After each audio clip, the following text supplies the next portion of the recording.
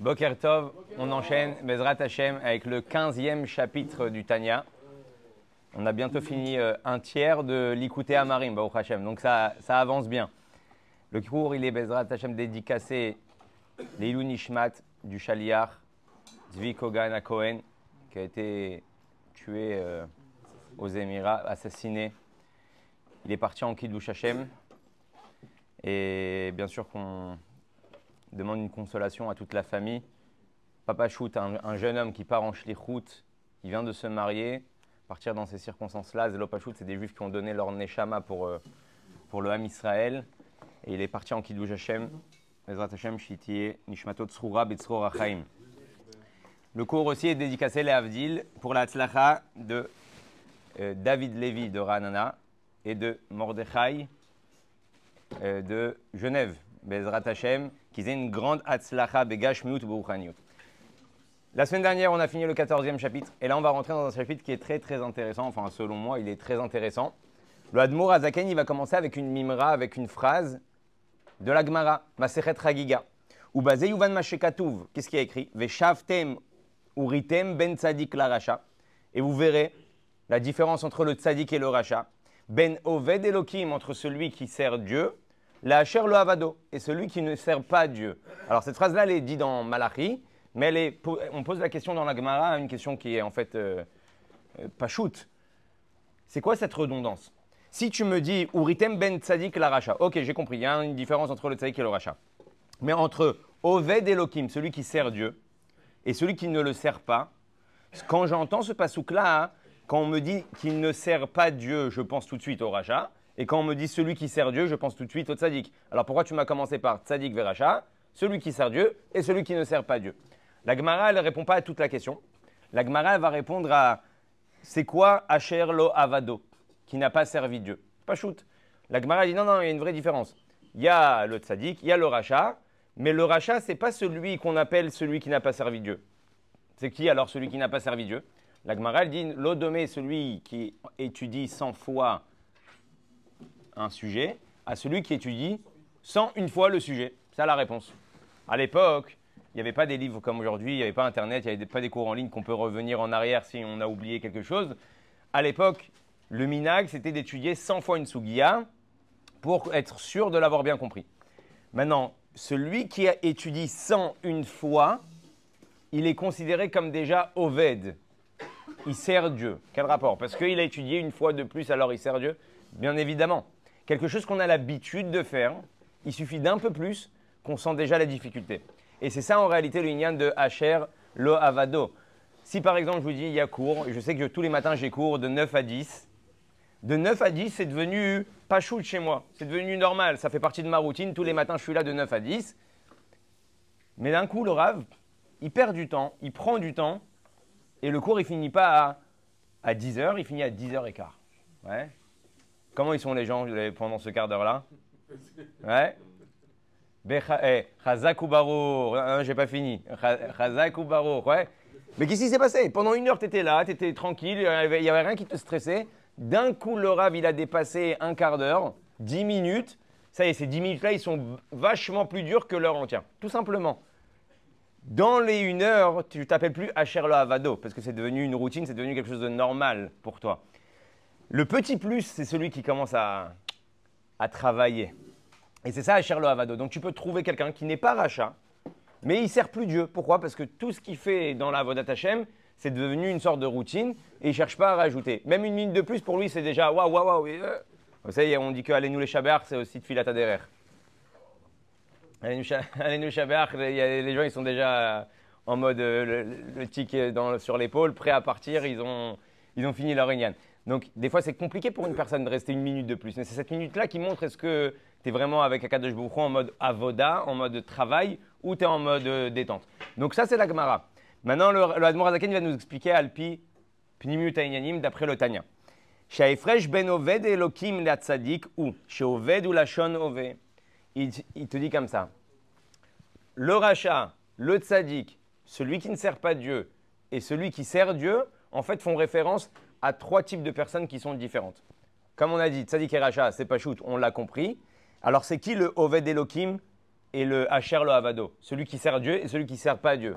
Comment on l'appelle celui-là? C'est quel type de personne? Alors l'Admor Zaken dit, regardez bien le Lachon, le Diouk, il est Oved Elohim, il sert Dieu. Ça veut dire qu'il est en plein travail, c'est au présent qu'on est en train de parler. Chez Oube Emtsa Avoda, chez Iya Milchama Mayet Serara, Litgaber Alav Legarsho Meir Aktana, c'est quelqu'un qui se bat contre son Yetzerara pour le dégager de la conquête de son corps, qui est ce qui s'appelle Iraktana, la petite ville. Chez Loït Labesh Bevre Agouf, pour pas qu'il ne s'habille dans les membres de son corps. Chez Oubemet Avoda Vamal Gadol, Ilachem Botamid, c'est quelqu'un qui est en plein combat, en pleine guerre. D'ailleurs, on a eu le cessez-le-feu aujourd'hui. Mais là, on parle d'un khayal, on parle de quelqu'un qui est en train de se taper. Vous savez, une fois, le rabbi il a reçu une lettre d'un juif qui lui a montré un petit peu son désespoir en lui disant que tous les soirs, avant d'aller dormir, il espère qu'il va arrêter ses bêtises et que demain, il va se renforcer. Et il dit, et tous les soirs, je me redis la même chose. Et tous les jours, je retombe. Ouais. Tous les soirs, je vais dormir, j'ai regardé 10 vidéos de TikTok, je me dis, oh là là, qu'est-ce que je suis bête, j'ai perdu 1h30 sur les réseaux sociaux, alors que j'aurais pu ouvrir un livre, j'aurais pu étudier, j'aurais pu faire plein de choses, j'aurais pu écouter un cours de Torah. Et le lendemain, ils disent, bon, demain, Bezrat Hashem, avant d'aller dormir, je vais me regarder un shiur. Et hop, tac, il a reçu un petit lien comme ça sur WhatsApp de quelqu'un, et de là, il a continué à scroller, et il est retombé sur 1h du matin, 2h du matin, et le lendemain, il a encore les boules. J'ai perdu une soirée entière au lieu d'étudier la Torah. Alors, le rabbi, il lui donne une réponse extraordinaire. Le Lachon, il est comme ça. En tzorer bigvura, ki imrak shelo shlilat achalishut.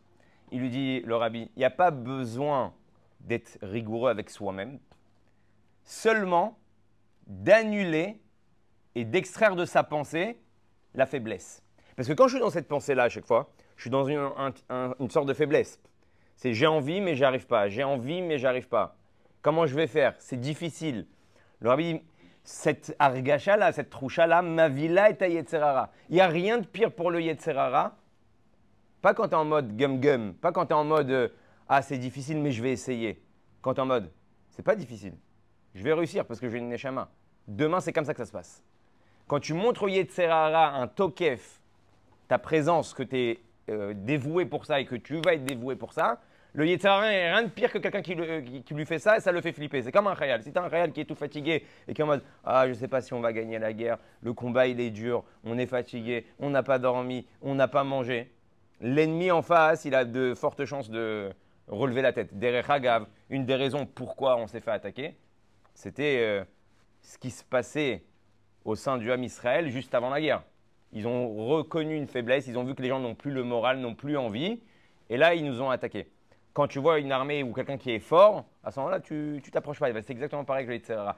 Arrête de te donner comment ça s'appelle, des modes de, comment on va traduire ça, des modes gum-gum, de te mettre en mode déprime et yiouche et désespoir, parce que c'est le meilleur moyen du Yetzirah de dire ah, ça y est, il est désespéré, demain je lui refais le même coup. Alors que si tu es déterminé et qu'il voit que tu es plein d'enthousiasme, tu es plein de simra, tu es plein de bonne volonté, c'est là qu'il s'éloigne. Donc le Admor Azaken, il est en train de nous dire comme ça. En réalité, le Oved Elohim Ve'asher lo Avado, de qui on parle? Du Benoni. Le fameux Benoni qu'on parle depuis le début du Tanya, c'est de lui qu'on parle. Et si vous vous rappelez, dans le premier chapitre, on avait dit qu'il y avait 2 niveaux de Racha, Racha Vetovlo, Racha Veralo. On avait dit qu'il y avait le Tzadik Vetovlo, Tzadik Veralo. Mais le Benoni, il était bon, il y a un Benoni. Il te dit non, même chez le Benoni, on va retrouver 2 madrigotes. Celui qui sert Dieu et celui qui ne sert pas Dieu. Ah, la seconde. Comment un Benoni qu'on a dit sur lui qu'il a un contrôle total de sa personnalité, on peut l'appeler quelqu'un qui ne sert pas Dieu? Alors quoi, il fait des avérotes? Le combat qui est midi, c'est un combat non seulement intérieur, mais c'est aussi un combat extérieur. Des fois, il y a des choses, notre entourage ou un environnement qui est complexe, et là, on doit se battre pour y arriver. Des fois, on cherche les problèmes tout seul. Des fois, tout va bien. Tu as la synagogue en bas de chez toi, tu as des cours en bas de chez toi, mais la difficulté, elle est intérieure, elle est chez toi. C'est le combat, il est à l'intérieur de toi. C'est pour ça que dans les midot, dans les sphirotes, on va avoir la mida de Netzach et la mida de Hod. C'est ces 2 composants qui vont nous permettre de se battre soit contre l'extérieur, vaincre l'extérieur ou vaincre son propre intérieur. Des fois, tu es tranquille, tu es à la maison, tu as tout pour réussir, tu as tout pour être heureux et tu vas te chercher des soucis. Ouais, et il y en a même qui aiment ça. Il y en a même quand tout va bien, ils se posent la question, c'est normal que tout va bien, alors ils cherchent à s'embêter et à embêter leur entourage. Et donc, comme ça, maintenant qu'on comprenne une chose qui est fondamentale par rapport à une lienne du Tanya, qu'est-ce que c'est la avoda?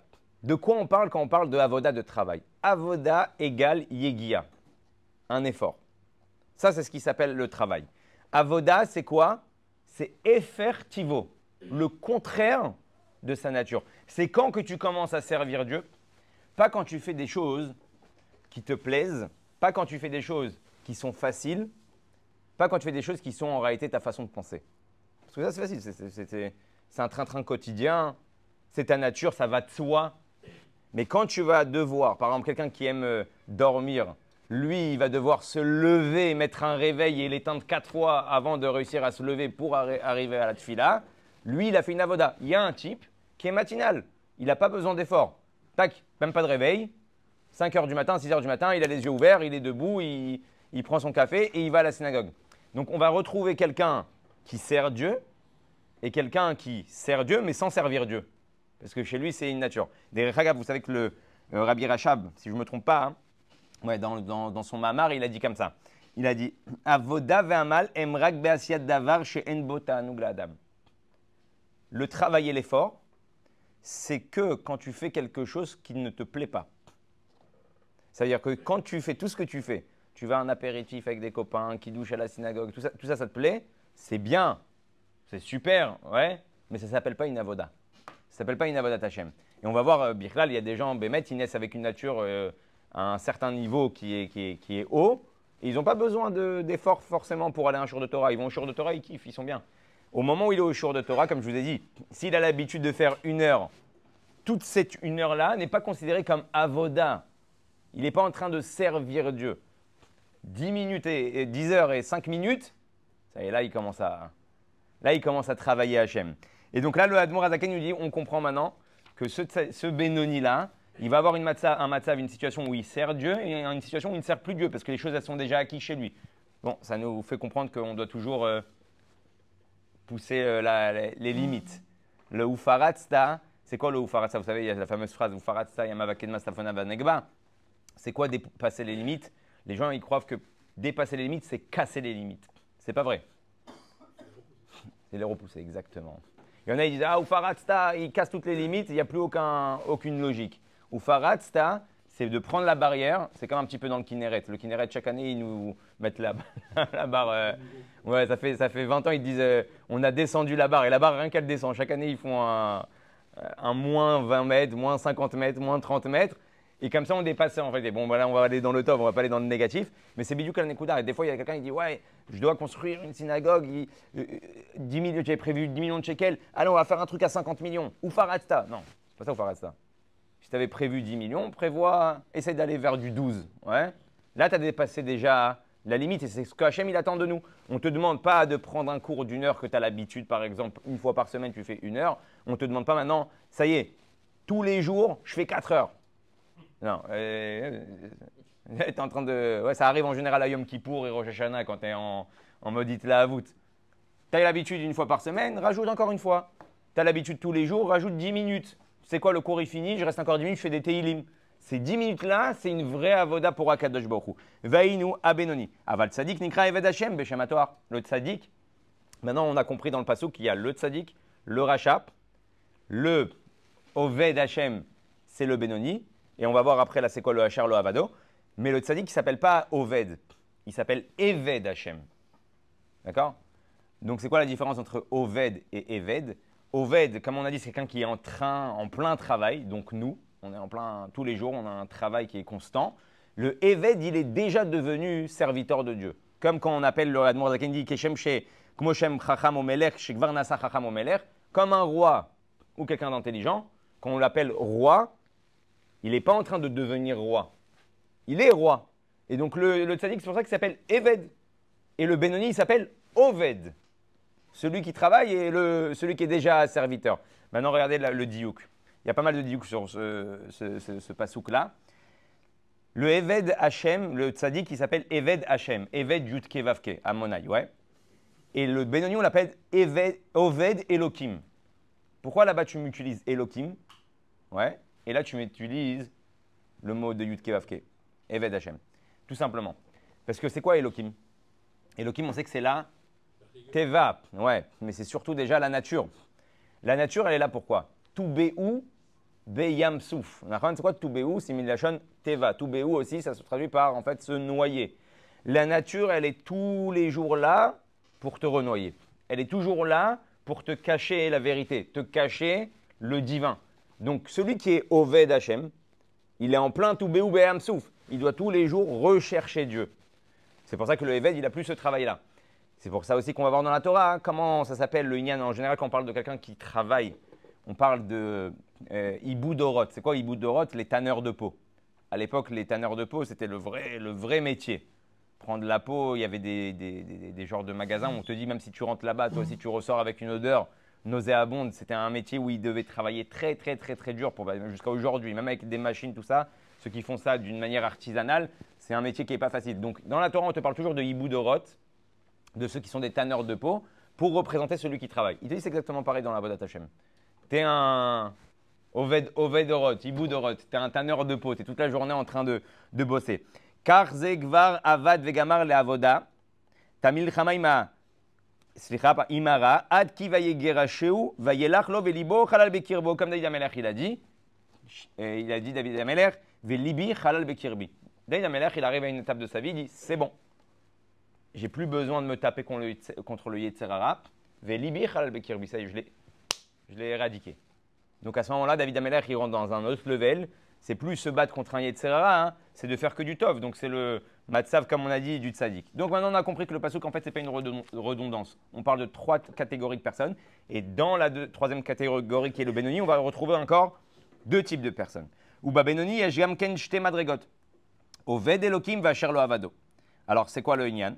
Ve'afal pichen eno racha ki lo avad avar miyamav shum avera kala. Ne viens pas me dire que celui qu'on considère qui est Asher lo Havado, qui n'est pas en train de servir Dieu, il fait des Avérotes. Parce que sinon, il est plus Benoni. Il redescend Racha. Alors, c'est quoi sa particularité de Asher lo Havado? Vegam kiyem kol hamizot she'efshar lo lekaimam. Vetalmud Torah keneged kulam velo pasik poumem dire ça. Il n'y a aucun moment où il fait bitul Torah. Il n'y a aucun moment où il fait des Avérotes. Il fait que du Tov sans arrêt. Mais il n'est plus en train de travailler, comme on a expliqué juste avant, c'est devenu un acquis chez lui. Et là, c'est le moment où Akadosh Baruch Hu te dit, si c'est un acquis chez toi, alors rajoute. Si tu vois que devenir à Shachari tous les matins, c'est plus difficile pour toi, alors rajoute. C'est-à-dire quoi rajoute? Rajoute dans la kavana. Prends un passage de ta tefila où tu te dis, sur ce passage-là, je me concentre correctement. Tu vas voir comment c'est difficile. Ce petit passage que tu vas prendre sur toi de te concentrer, il va être plus dur que de venir à la tefila une heure entière. C'est ça qu'Hachem il attend de nous. À chaque fois que tu as fait un acquis, c'est comme en fait les Jeux Olympiques. À chaque fois que tu as dépassé un record, tu essaies de la pousser encore plus et cette petite différence de même pas une seconde des fois sur un sprint, elle est plus dure que tout le sprint. C'est à ça que tu vas arriver. Et là, il nous dit, et là, chez nous, c'est Shum Milchama im Hayetzer lenatzro al yedei or Hashem amir al nefesh elokid shebemoach hashalit al alev kanal. Vous savez, il y avait une fois un chassid qui a rencontré le Tzemar Tzedek. Il était avec son fils qui était bar mitzvah. Et il lui a dit, je veux une bracha, que mon fils, tout ce qu'il voit et tout ce qu'il entend du rabbi, soit enregistré dans son zikaron, dans son... Ouais, tout ce qu'il voit, tout ce qu'il entend, acquis. Il n'oublie pas. Il avait dit quoi ce jour-là, le rabbi? Il avait parlé de ça ou il avait parlé de ça? Je ne m'en rappelle plus. Non, tout ce qu'il a vu, ça soit à l'intérieur. Et le Tzemar Tzedek, il lui a fait un reproche. Il lui a dit, Zeyovel Shanim, ça fait 50 ans que le Admor Haimtsaï, que mon grand-père, le Admor Azaken et moi-même, on travaille pour que chez les Chassidim, Advarim lo yu mimeile, que les choses ne soient pas d'emblée. Ça veut dire, qu'est-ce qu'il a dit? Là, tu es en train de me demander une bracha vatzlacha, ton gosse, il va pas avoir besoin de travailler en fait, parce que tout sera acquis. Nous, chez Chabad, comme ça, il lui dit, le Tzemar Tzedek, on travaille depuis 50 ans pour que les gens travaillent. Toute la force du Inyan, tout le ta'anouk, tout le plaisir que Hakadosh Baruch Hu il a, c'est cet effort-là. Et cet effort-là, il est appelé effort quand c'est quelque chose que tu n'as pas envie de faire. C'est pour ça qu'on a vu avec Avraham Avinu, Atayadati ki Elohimata. Avraham Avinu, c'est un truc de fou. toutes les nisyonotes, toutes les épreuves qu'il a, on voit à aucun moment qu'Hachem il lui dit bravo. Ouais. Au dernier Nissan, il lui dit Atayadati, maintenant je sais, cher Elohim. Quoi, tu savais pas qu'Abraham Avinu, attends, il a fait un carnage en Shlichut. Il a converti la moitié des personnes, il a rendu le monde monothéiste. Il ouvre des hôtels pour donner à manger, pour leur faire des brachot. Et tout ça, ça suffit pas. Abraham Avinu, à quel moment on a vu qu'il était avec Hachem Behemet, quand Hachem lui a demandé de faire le contraire de ce qu'il pense, le contraire de ce qu'il aime. Parce que de prendre son fils et de tuer, c'est plus du chesed, c'est plus de la bonté, c'est de la gvoura, c'est de la rigueur. Et Abraham, il n'était pas, dans son caractère extérieur en tout cas, il n'était pas du tout rigoureux. Il était peace and love, il aimait tout le monde. Il rapprochait tout le monde. Adkedekar qui a écrit dans la Torah que même les Ovdei Avodazara, même ceux qui servaient des idolâtres, il les faisait rentrer, il leur nettoyait les pieds, il les faisait manger, il leur faisait venir à Kadosh Baruch Hu. S'il était rigoureux, il leur dit celui-là il est idolâtre, un ilomita sekito, je ne travaille pas avec lui, ça ne sert à rien. Il est déjà tamé comme ça, il est déjà assez. Ça, c'est la rigueur. Le chesed, il dit non, peace and love, tout le monde, il est beau, il y a du potentiel chez tout le monde. Et là, d'un coup, tu demandes de prendre son fils, son unique fils qui sort de Sarah, qui est son héritier, le seul héritier, et de le tuer. Il est parti dans bêtard quelque chose qui ne lui fait pas plaisir. Il est parti dans le contraire pour faire la volonté de Dieu. C'est exactement ce que Hachem il attend de nous. Est-ce qu'on est capable de faire des choses qui ne nous plaisent pas? Tant que je fais des choses qui me plaisent, ça rentre dans mes principes de vie, ça rentre dans mon standing que je veux avoir, je ne suis pas forcément considéré comme Oved Hachem. Je croyais que le but, c'était d'atteindre l'amour pour Hachem et enlever ce Mahamat, cet effort de faire. Alors là, voilà le chidouche. Le chidouche, il est que quand tu es tzaddik, ouais, je vais te raconter une histoire par rapport à ça du Admor Hazaken, mais quand tu n'es pas tzaddik et qu'on doit être nous tous des Benoni, il te dit, en fait, Hachem il est illimité. Donc il te dit, il n'y a pas un moment où tu peux arriver dans ta vie et dire, ah ça y est, je suis arrivé, El Anachala. On a vu avec Yaakov, il a dit, ah ça y est, je peux maintenant, j'ai eu Baruch Hashem 12 tribus, j'ai fait ma mission sur terre. Il a écrit quoi? Kaftsar ou Gzo Shel Yosef. Tout de suite, il a eu l'histoire, l'embrouille de Yosef, qui l'a perturbé pendant de longues années. On dit, comment Hachem il lui a fait un truc pareil? Juste au moment. Attendez, Yaakov Avinu, il n'a pas eu une vie facile aussi. Depuis qu'il est petit, il se tape déjà dans le ventre avec son frère, il se tape pour qu'il va avoir la Bechora. Il a un frère un peu déglingo dans la maison. C'est pas pachout d'être un enfant qui étudie la Torah, qui aime les mitzvot, et un frère qui est un peu bancal. Il s'enfuit de chez lui, son frère il le course pour le tuer. Il va chez Lavan, c'est un tralwedan, il lui fait que des embrouilles. Lavan à Arami, Milachon Ramaï, c'était un embrouilleur de première. Pendant des années, il est là-bas, il veut éduquer ses enfants. L'autre, le grand-père, il dit viens mon fils, qu'est-ce que tu veux voir? Netflix, tu vois. Et l'autre, il dit Yaakov, quel Netflix? Ils doivent étudier la Torah. Viens mon fils, tu veux, on va se détendre. Bah, c'est pas grave, c'est Shabbat, allez, c'est pas grave, viens, on va faire un kiff. Et il doit se taper dans tout, il doit se taper. Il doit travailler pour se marier. Il travaille pour Lavan qui prend tout l'argent. Donc il a eu une vie qui n'était pas forcément calme. Donc au bout d'un moment, en plus sa femme n'arrive pas à avoir d'enfants, verroulé. Au bout d'un moment, il y a eu l'histoire aussi de Shrem et de Lévi. Il a eu une tension de tous les autres villages autour de lui. Tes enfants, hein, ils ont tué tout le monde. Il doit déménager. Il arrive, il dit ça y est, Baruch Hashem, je peux me poser. Ah, Hashem lui a dit tu veux te poser? D'un coup, l'histoire de Yosef, elle arrive. Panique à bord. Il est où Yosef? Yosef, il est mort. La Shrina, comme il était dans la tristesse, la Shrina, elle est même partie de lui. Il ne pouvait plus être avec Akadosh Baruch Hu. Derrière Hagab, c'est un des signes où il a compris que Yosef il était sadique, c'est quand il a vu que la Shrina, elle reparlait avec lui. Donc, derrière Hagab, il y a une belle sikha du Rabbi qui dit que pourquoi Hachem lui a fait ça? Hachem, il l'a puni parce qu'il a demandé la tranquillité. Qui ne demande pas la tranquillité dans sa vie? Et le Rabbi dit en fait, Hachem, il a exaucé. Hachem, il lui dit, il n'y a aucun problème. Tu veux la tranquillité, tu veux, ça y est, le Gan Eden sur terre. Normalement, on doit travailler jusqu'à 120 ans. Alors, tu as encore une épreuve à passer. Celle de Yosef. Donc, en fait, quand il a demandé ça, Hachem, il l'a réalisé parce qu'on va voir qu'après, dans Vayechi, qui va passer les plus belles années de sa vie, Dafka quand il va être en Égypte. Pourquoi? Parce que son fils, il est roi d'Égypte. Parnassa, il manque rien. Eretz Goshen, ils ont un village. Bnei Brak, ils ont fait Bnei Brak en plein Égypte. Ils étudient la Torah, ils voient ses enfants étudier la Torah et tout prospère, Baruch Hashem. Ça y est, Yaakov, il a reçu sa tranquillité. Mais Betachles, Akadosh Baruch Hu, il veut que tu sers Dieu. Derech Hagav. Si on sert Dieu de cette manière-là, Dieu, il nous enlève tous les autres soucis de la vie. Parce qu'en fait, c'est toi qui décides dans quoi tu vas mettre ton effort. Si tu mets ton effort dans la Avodat Hashem pour servir Dieu, Bessim Prob et tout Levav, et ce n'est pas quelque chose de facile, quand tu vas faire cet effort-là, alors Dieu n'a plus besoin de t'éprouver dans d'autres efforts. Si tu fais ça, tu n'as plus besoin de t'éprouver dans l'éducation des enfants. Tes enfants, ils sortent, Baruch Hashem, comme il faut. Tu n'as plus besoin d'être éprouvé dans la Parnassa. Ça vient tout seul. On t'augmente, tu n'as rien demandé, on vient, on te dit, bon, ouais, on voit que tu bosses bien, voilà, on veut t'augmenter. Oh, pourquoi? Parce que comme tu sers Dieu d'un côté, tu n'as plus besoin de servir ce monde de l'autre. C'est bidou que le secret en fait de la réussite. Si tu te mets en mode détente dans le spirituel, alors on te chaouche dans le matériel. Et si tu te chaouches dans le spirituel, eh ben, automatiquement, on t'enlève les soucis de ce monde-là. C'est toi qui décides. Chaque année à Akadosh Baruch Hu, il y a une jauge d'efforts à fournir dans ce monde. Tu décides où le mettre. Quand tu le mets dans la Torah, tu gagnes deux choses. Tu gagnes que la Parnassa et tout le reste vient facilement. Et en plus, tu fais une mitzvah. Alors que dans la Parnassa, tu fais juste travailler comme un Eved et tu ne fais pas forcément de mitzvah à ce moment-là. Vous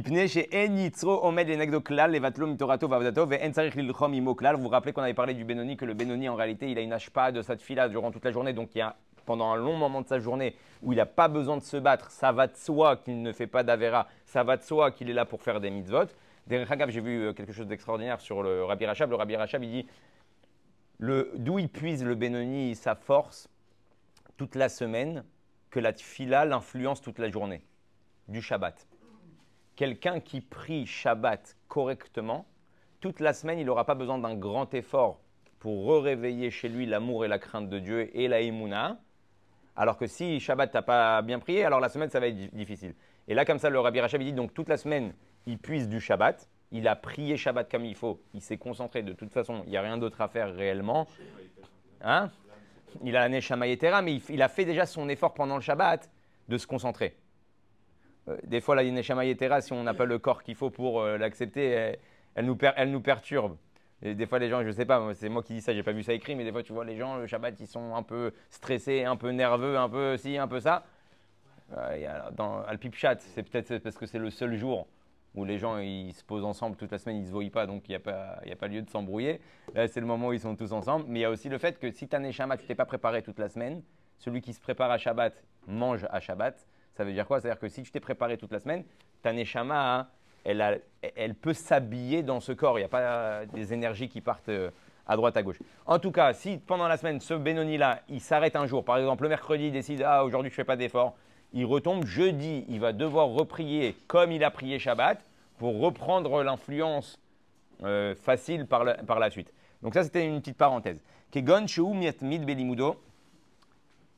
Kegon sheu matmid belimudo betivo min soldato alidek boret amara ashkora. Et là, je rentrais dans un petit sujet qui est intéressant. Chez l'homme, derech Hagav, dans la médecine antique, même européenne, on parle de ce qui s'appelle les différents liquides qu'on a dans le corps. D'accord? Il y a un nom spécifique, mais je ne le connais pas. On dit que dans le Zohar, un homme il est composé de liquide noir, liquide rouge, liquide jaune-vert et liquide blanc. D'accord? Ces quatre liquides-là ont une influence directe sur tes humeurs. D'accord? Celui qui est né avec ce qui s'appelle Mara Shchora, c'est ce qui va nous expliquer le Admour Hazaken. En réalité, la Mara Shchora, ça va être en général des gens, donc le liquide noir, des gens qui sont concentrés, qui sont matmides, assidus, des gens qui sont sérieux. Mais de l'autre côté, ça leur emmène des humeurs de tristesse, mélancolique, ça leur emmène des humeurs d'atzlut, donc de fainéantisme, d'accord, et des mauvaises pensées. Donc quelqu'un qui est né particulièrement avec une Mara Shchora, on va retrouver un type qui est sérieux, assidu, qui sait où il va, il est carré, il est bien dans ses bottes, il ne fait pas le fou le soir et le matin, il fait le tzaddik à la synagogue, il sait où il se trouve. Mais il va retrouver aussi de l'autre côté un combat contre ces mauvais traits de caractère qu'il doit éradiquer. Celui qui va naître… Oui. Oui, bidouk. C'est une des raisons où il explique là-bas que les Arba Yesodot, un homme qui est né par exemple avec le Yesod Afar, le Yesod de la terre est lourde et Kaved, il fait référence au Marashchora. C'est quelqu'un qui va être Marashchora. Derech Hagav, vous savez qu'il y a aujourd'hui même des codes, des examens dans la médecine. Des fois, on veut tout de suite cataloguer un enfant, dire ah il est hyperactif, ah il est comme ci, ah il est en dépression, ah il est de mauvaise humeur. Et en réalité, le but de certains médicaments, c'est de jauger en fait ces différents liquides qui influencent directement sur les humeurs. Bon, alors dans la médecine antique, il parle aussi des saisons. Les saisons influencent ces liquides-là à l'intérieur de toi, mais tu vas retrouver, même toi, des fois, tu ne comprends pas pourquoi tu es comme ça et pourquoi tu es comme ça.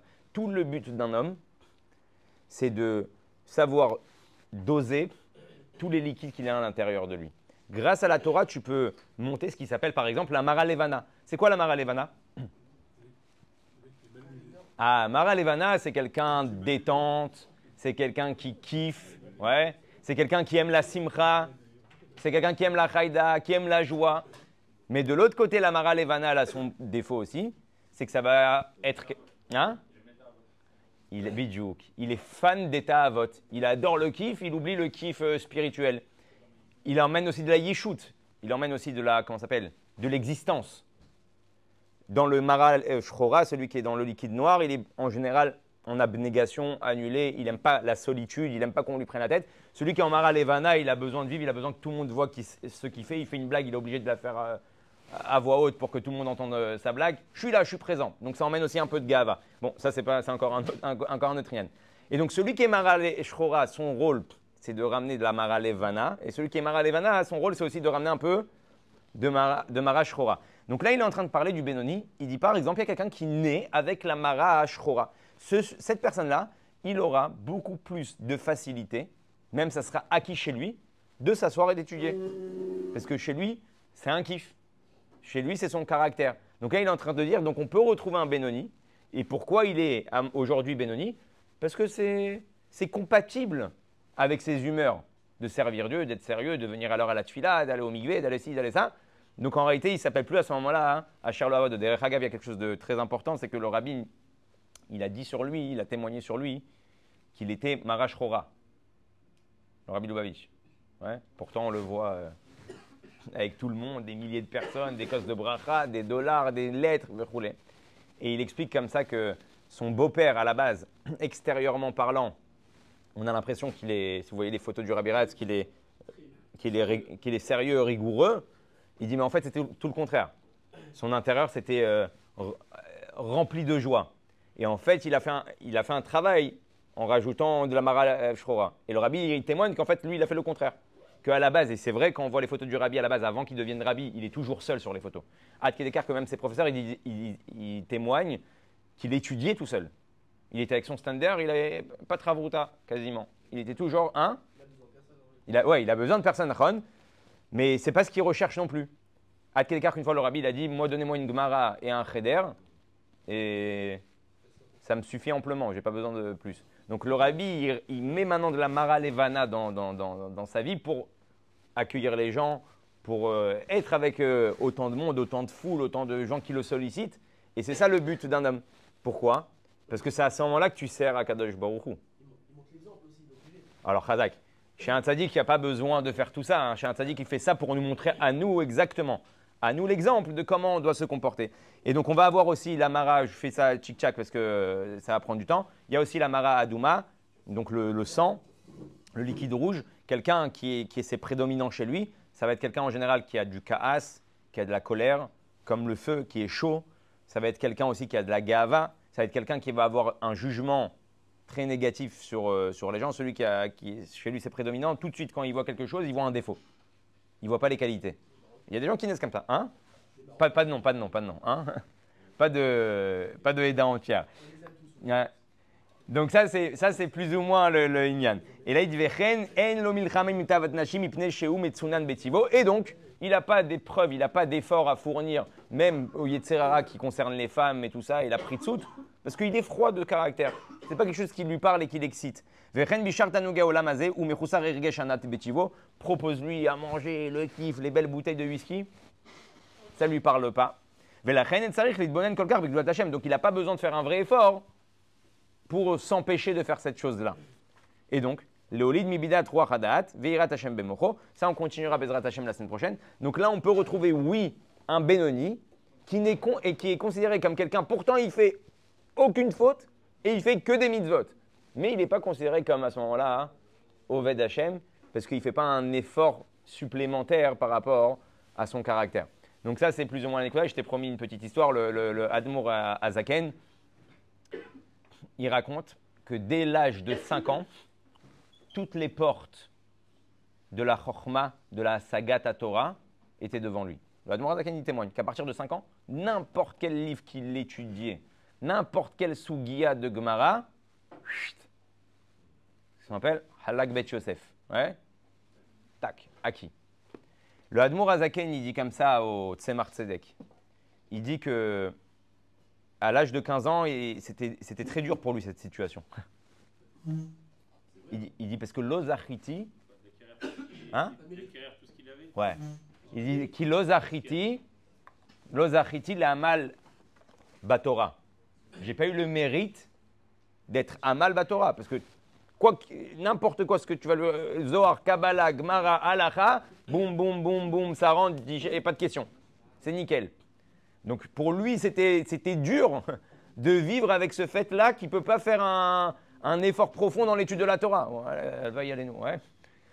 Jusqu'à qu'il a, comme ça il a raconté, jusqu'à l'âge de 15 ans, où on lui a annoncé, je ne sais pas dans quelles circonstances et qui lui a annoncé, où on lui a annoncé son rôle sur Terre et pourquoi il était venu.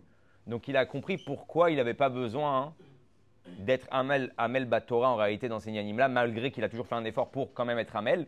Mais il n'avait pas besoin de cet avoda-là parce que son rôle c'était de faire descendre Torah, Trasidut, Chabad, Chochma, Bina, Vedaat. Je vous rappelle que jusqu'à le Admour Azaken, on était jusqu'à Chagat, Chesed Gvura Tiferet, la Chassidut qui parle surtout des sentiments, du lève, des midot. Et le Admour Azaken, il vient avec un concept qui est descendu de nouveau sur Terre, qui a été dévoilé en plus sur Terre, Chochma Bina Vedat. Et donc il comprend que tout son rôle et tout son travail, c'est de faire descendre cette dargala de la Torah dans la Chassidut. Donc il n'a pas besoin de passer les étapes de Amal Batora parce qu'il a déjà quelque chose d'immense à faire descendre. Ad Kedekar, que ce soit Vaya Futsumantar Rachutza, que ce soit dévoilé dans le monde entier. Ad Kedekar, même que le Baal Shem Tov, il lui a fait sa coupe de cheveux quand il était petit, et ses parents ont reçu la bracha du Baal Shem Tov pour avoir l'Admour Azaken. Et le Baal Shem Tov, il a demandé à ses chassidim que le Admour Azaken ne le rencontre pas. Même au Maguid et tout ça, ils ont dit le Admour Azaken ne doit pas me rencontrer. Le Baal Shem Tov, ouais. Et pourquoi? Pourquoi le Admour Azaken ne devait pas rencontrer le Baal Shem Tov? Il a dit parce que s'il me rencontre, ça va lui fausser toute sa avoda. Étant donné que jusqu'à maintenant, la Chassidut, c'est la Avoda Klalit, c'est surtout du lait, Vénignanim et les Midot, Verroulé. S'il me rencontre, il va partir vers ce Kivoun. Alors que lui, il a reçu une nouvelle Neshama comme ça, l'Admour Azaken, parce qu'ils sont nés le même jour, lui et le Admour Azaken. Ils sont nés le Chayeloul.